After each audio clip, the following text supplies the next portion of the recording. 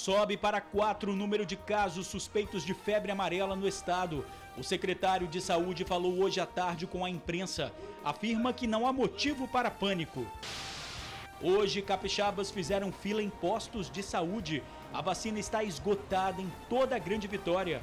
Amanhã começa a chegar um lote com 500 mil doses, mas a vacinação só na segunda-feira. O perigo nas redes sociais. 10 perfis falsos são investigados pela polícia no estado.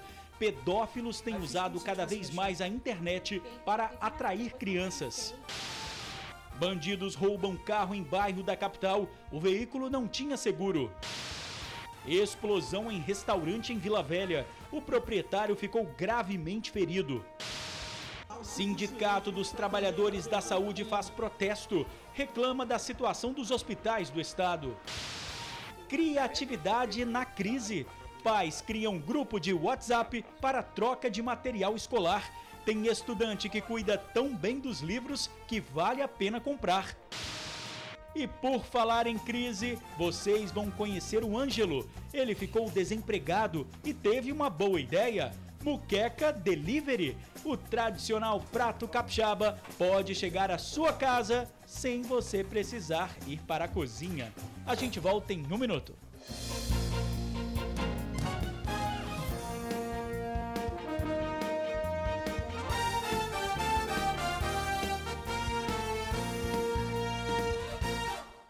Olá, boa noite. Sobe para 4 o número de casos suspeitos de febre amarela no Espírito Santo. Mas o secretário estadual de saúde foi enfático. Não há motivo para pânico. Um lote com 500 mil doses da vacina chega amanhã ao estado. Filas enormes, postos de saúde lotados. Pessoas preocupadas com medo da febre amarela. O número de casos suspeitos notificados pela Secretaria Estadual de Saúde subiu de 2 para 4. Os pacientes estão internados em hospitais da Grande Vitória e o estado de saúde deles é considerado estável. Nós estamos analisando a história desses pacientes. Assim que nós chegarmos à conclusão, efetivamente, o que causou, né, essa doença desses pacientes, nós aí iremos divulgar. Até porque a suspeita de febre amarela com uma suspeita de dengue. Não tem uma suspeita só de febre amarela em cima desses casos. São várias suspeitas. Apesar da corrida às unidades de vacinação, o Espírito Santo não é considerado área de risco. Não há motivo para pânico. Não há motivo para correria, para posto de vacinação. Não há nenhum motivo. O Espírito Santo continua uma área fora de risco, não tem risco de febre amarela urbana no Espírito Santo, nem silvestre. Né? Nós não temos nenhum indício aqui, não tem nenhum ser humano ainda, nenhuma pessoa, nenhum cidadão capixaba com febre amarela comprovada. E eu gostaria de solicitar à população assim, que tivesse uma compreensão em relação à situação que nós estamos vivendo. Não há motivo para pânico. Nós não temos casos, nenhum caso comprovado de febre amarela no Espírito Santo. Como medida preventiva, o governo do Espírito Santo decidiu vacinar moradores de 26 municípios capixabas que fazem divisa com Minas Gerais. Para esta cautelar, o Ministério da Saúde vai encaminhar ao estado 350 mil doses da vacina contra a febre amarela. Outras 150 mil doses também serão recebidas e distribuídas para todos os municípios capixabas. As vacinas são destinadas a pessoas que moram ou vão viajar para regiões silvestres, rurais ou de mata, dentro das áreas onde há risco de contrair a febre amarela. A melhor forma de proteger a mim, a você, os cidadãos de Vitória, de Vila Velha, de Cariacica, é usar a vacina onde ela é necessária, que é no bloqueio ali da mata onde tem caso suspeito. Essa é a melhor forma de proteger o cidadão da cidade. E é isso que a Secretaria e o Ministério estão fazendo. Então, no momento, a indicação de vacinação é das populações onde está acontecendo o surto em Minas Gerais ou para quem vai para lá. Ontem, um macaco morto foi encontrado na área urbana da capital. O animal e os demais macacos mortos em outros municípios foram recolhidos e encaminhados para análise em um laboratório especializado no estado do Pará. Ele nos pediu um prazo de 20 dias para poder devolver essas informações. Nós estamos trabalhando lá para ver se a gente consegue fazer ter uma informação o mais rápido possível. Mas o prazo solicitado pelo sistema não é só para nós, é para todos os estados que enviam amostras para fazer exame nesse laboratório, o prazo é esse. Nós estamos trabalhando lá para tentar ver se a gente consegue reduzir. As vacinas começam a chegar amanhã, mas só serão disponibilizadas ao público-alvo a partir de segunda-feira. Polícia alerta para o perigo nas redes sociais. Pedófilos criam perfis falsos, muitas vezes de famosos, para atrair crianças. Uma menina de 10 anos, por pouco, não foi vítima de um criminoso. Aconteceu na última sexta-feira. A sobrinha dessa mulher, que é uma menina de 10 anos, estava navegando numa rede social. Momentos depois, procurou a tia com uma conversa bem estranha. Ela estava toda eufórica, né, porque estava conversando com os empresários da Larissa Manoela. Aí ela chegou para mim e falou bem assim: titia, você tem um shortinho de dormir, mas tem que ser um shortinho curto. Eu falei, mas para que você quer isso? Ela falou, não, porque eu estou conversando com os empresários e eles falaram que se eu tivesse um shortinho curto, eu ia conhecer a Larissa Manoela com mais 2 pessoas, né, com mais 2 acompanhantes. Desconfiada, a tia da jovem, uma universitária de 24 anos, entrou na mesma rede social para investigar o que estava acontecendo e ficou horrorizada com as propostas feitas pelo administrador do perfil. A pessoa pegou e falou bem assim: se você não tiver shortinho, pode ser calcinha também de dormir. Na hora, eu fiquei enojada, eu fiquei com raiva, né, e tipo assim, eu só quis tirar ela dali, então eu peguei, já bloqueei logo, já excluí do Facebook, né, essa solicitação que tinha, essa amizade que tinha no perfil dela. Esse era um perfil falso, provavelmente usado por um pedófilo. A Delegacia de Proteção à Criança e ao Adolescente investiga 10 perfis falsos por suspeita de assediar crianças em redes sociais. São disfarces perigosos para facilitar a prática da pedofilia. Quando se tratam de crianças, eles usam personagens infantis, desenhos animados, algo que induz aquela criança, que atrai a criança. No caso de adolescente, eles usam personagens teens, geralmente bandas de música ou artistas, que são pessoas que agradam crianças e adolescentes. E, sobretudo, nos 2 casos, eles se utilizam de termos e de linguagem que chamam a atenção daquelas crianças e eles falam o que as crianças querem ouvir. Ou seja, eles se passam como se fossem pessoas contemporâneas, da mesma idade, tanto no caso de crianças quanto de adolescentes. É importante sempre que pais e responsáveis fiquem de olho no conteúdo que as crianças acessam na internet. Os pais ou responsáveis têm que manter o diálogo com essas crianças e adolescentes dentro das residências. Seja na hora das refeições, seja na hora do café da manhã, mas tem que haver um convívio, uma harmonia, uma troca de informações. Muitas das vezes a criança ou adolescente dá sinais de que está sendo vítima de tentativa de abuso, mas em razão da ausência de diálogo, os pais não notam esses sinais. E isso vai trazer uma consequência muito séria na vida da criança ou do adolescente. Tem que ficar atento, né? Protesto do Sindicato dos Trabalhadores da Saúde. Eles reclamam da situação dos hospitais do Espírito Santo. Dia de protestar no centro de Vitória, mas ao invés de bloquear as ruas, como acontece na maioria dos protestos, o Sindisaúde resolveu montar uma tenda e medir a pressão dos capixabas. Isso sem deixar de passar a mensagem deles sobre a situação atual da saúde pública, principalmente sobre os problemas do Hospital São Lucas. Não tem profissional suficiente para atender a demanda de lá. As pessoas chegam a ficar 10 horas lá dentro, no corredor, aguardando ser atendido por um médico. O Edilson deu uma passada na Praça Costa Pereira para conferir o protesto. Ele mediu a pressão e deu o depoimento dele sobre como está a saúde pública capixaba. A saúde está deixando muito a desejar, então muitas pessoas nos corredores, os hospitais estão cheios. Desta forma, a expectativa é que se resolvam os problemas como corredores lotados, poucos profissionais para atender a demanda e estrutura precária. Está faltando uma política correta de ações de saúde, é o que está faltando.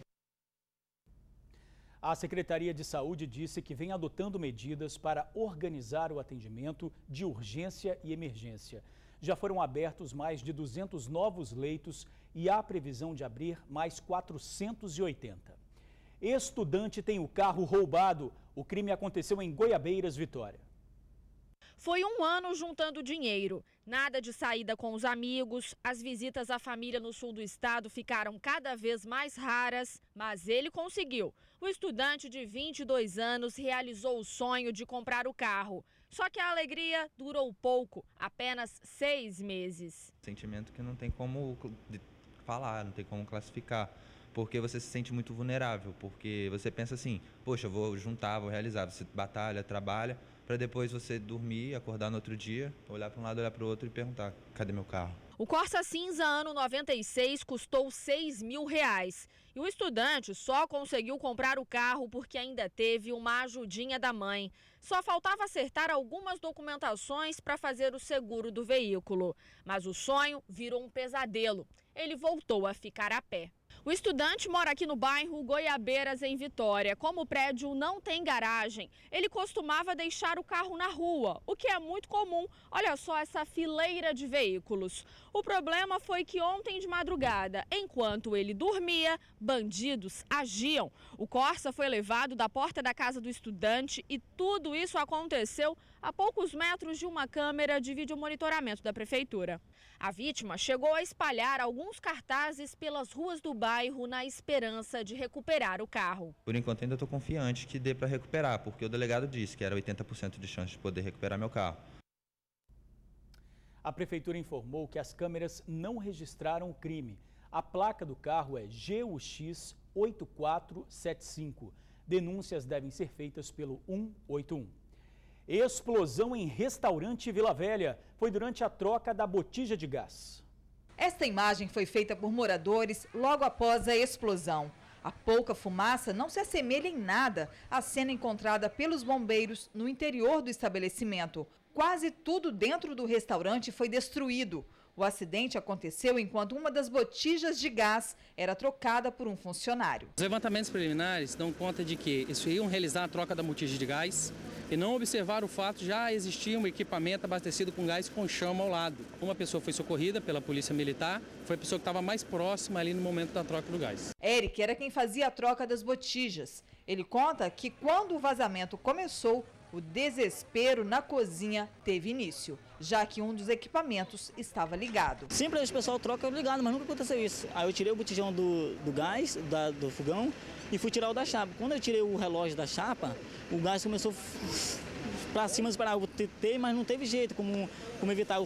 Aí o patrão entrou, seu Elson, entrou para tentar evitar, botou o dedo, mas não teve jeito. Eu vi que não tinha jeito, ele tentou correr. Eu corri e ele ficou, quando eu vi só a explosão. O proprietário sofreu queimaduras na cabeça, nas costas e nos braços e foi tirado de dentro do restaurante pelo funcionário. 2 militares que moram perto do restaurante deram início à contenção das chamas. Com outro colega da corporação, a gente puxou as linhas dos prédios aqui, dos hidrantes dos prédios, e começamos a fazer a extinção. Depois do susto, o funcionário que trocou a botija de gás garante ter aprendido a lição. E nós vamos dar a volta por cima e vai voltar a abrir o restaurante esquina, se Deus quiser. A vítima continua internada. O estado de saúde é grave. O resultado da perícia fica pronto em 15 dias. O Ângelo teve que largar a profissão por causa da crise, mas se engana quem pensa que ele cruzou os braços e lamentou. Pelo contrário, foi visionário e teve uma boa ideia: Moqueca Delivery. Esse cheirinho é aquele que vai longe, né? E foi na Moqueca que Ângelo encontrou uma saída para se livrar da crise. Antes de pilotar o fogão e com categoria, ele trabalhava como representante comercial. Ano passado, a situação era complicada, porque a crise castigou e castigou muito. No meado do ano, já dava para identificar que não ia ser legal. A gente já começou a ficar preocupado, começou a gastar as reservas. Aí, quando chegou em novembro, aí nós vimos que a coisa ficou preta. As contas acumularam, dívida para pagar? Muita dívida. Aí ele jogou essa coisa de representante pro alto e disse: vou mudar de vida. E levou uma antiga paixão para a cozinha. Muqueca de tudo quanto é jeito. Muqueca de camarão, muqueca de caranguejo e por aí vai. Eu parei, chamei minha família e falei: olha, vamos ficar reclamando ou vamos trabalhar? E todo mundo abraçou a ideia do trabalho. E como eu moro num condomínio onde eu tenho muitos amigos, esse condomínio é um condomínio de muitas amizades, comecei a vender as muquequinhas para um amigo, para outro, para outro. Quando nós notamos na segunda semana, eu falei: olha, não é uma brincadeira mais, é um negócio. Apesar dessa variedade toda, o carro-chefe do Ângelo é esse aqui, ó, estrogonofe de camarão no coco. Acompanha arroz e batata palha também. Serve 2 pessoas e custa R$40. Agora, sabe qual é o melhor disso tudo? São mais de 50 pedidos por dia. Pois é, e o número de pedidos não para de crescer. Camarão no coco ficou como um hit de música. Você chega em Jacaraípe, todo mundo, as redes sociais comentam do meu camarão no coco. Eu não tenho como atender todo mundo. Hoje a gente entrega 50 pratos, que para mim é uma quantia considerável. Hoje eu já ganho muito mais do que eu ganhava na minha empresa. Quer ver só? Vamos acompanhar uma entrega então. Ângelo recebe encomendas dentro e fora do condomínio em que mora. A comida chega quentinha e na hora para o cliente. Atendimento VIP, só alegria. Pô, show de bola, tá? É uma excelente iniciativa dele, né? Foi muito bom, atendendo as pessoas aqui com qualidade, né? E a moquequinha dele é show. Vizinho / cliente satisfeito, serviço bombando e planos para o futuro. É muito mais fácil trabalhar se reinventando, criando, do que reclamar. Reclamar não faz parte do nosso vocabulário aqui em casa. E está sendo muito legal, cara. Eu vou te falar que com 50 anos eu estou muito feliz.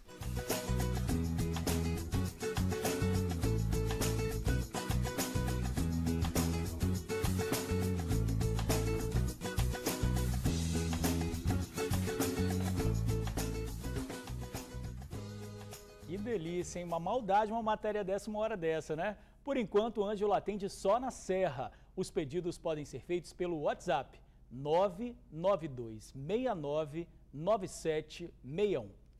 Atenção, pais que precisam comprar livros para os filhos nesse início de ano. A lista é grande e compromete muito o orçamento, né? Mas tem um jeito de economizar. Acompanhe. Início de ano para quem tem filho na escola é uma loucura que começa quando chega a lista do material escolar. Agora, para quem optou pela escola privada, a questão dos livros é um desgaste à parte. Não são poucos, muito menos baratos. Não tem por onde correr. Junto com isso, tem outros custos, né?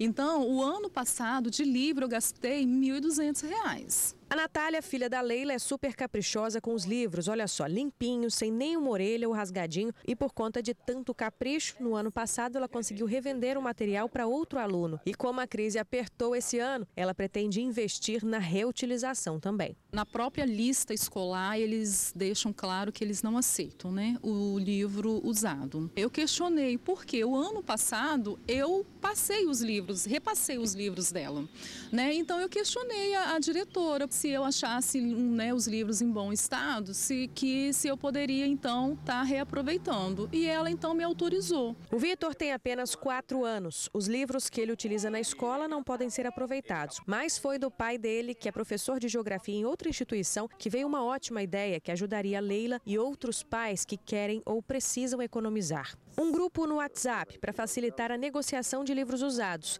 E não é que o negócio deu certo? Nós temos 20 pais e eu vejo que as pessoas já fizeram negócios, então é legal, fiquei satisfeito. É bom você saber que as pessoas estão negociando, estão comprando os livros, assim, estão reaproveitando os livros, porque seriam livros que naturalmente seriam colocados numa estante, ficariam sem utilização, e nada pior do que um livro do que ficar jogado, né? Ainda vai levar um tempo para o Wagner se aproveitar da ideia dele, mas ele garante que já foi recompensado. E a natureza também agradece. Isso deu utilidade a esse material.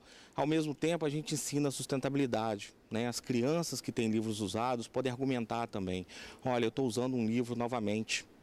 Então, assim, eu não tenho o livro novo, eu vou reutilizar, é muito legal. Com o auxílio do grupo, rapidinho a Leila conseguiu encontrar os livros que a Natália precisa para estudar esse ano. E a economia que ela vai fazer é o motivo dessa felicidade toda aí. Esse outro valor que vai sobrar a diferença, vamos fazer alguma coisa, né? Porque, querendo ou não, é R$ 700.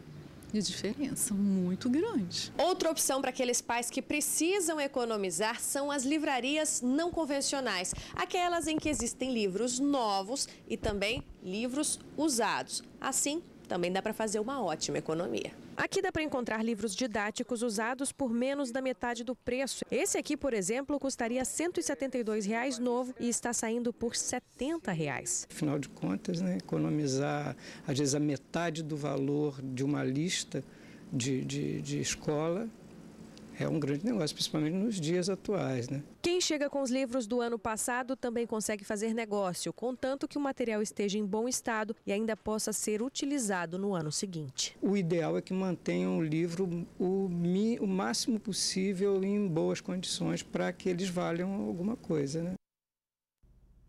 Tá aí, né? Basta se organizar, entrar em contato com a escola e sugerir a troca também. Todo mundo sai ganhando.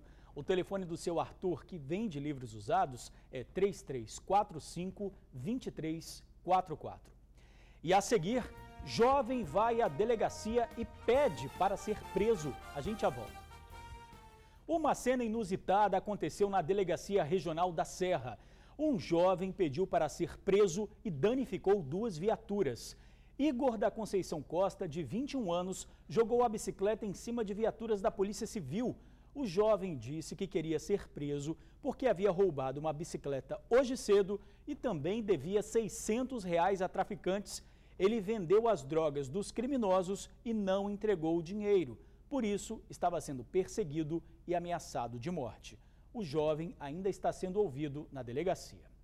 Para você, boa noite. Até amanhã.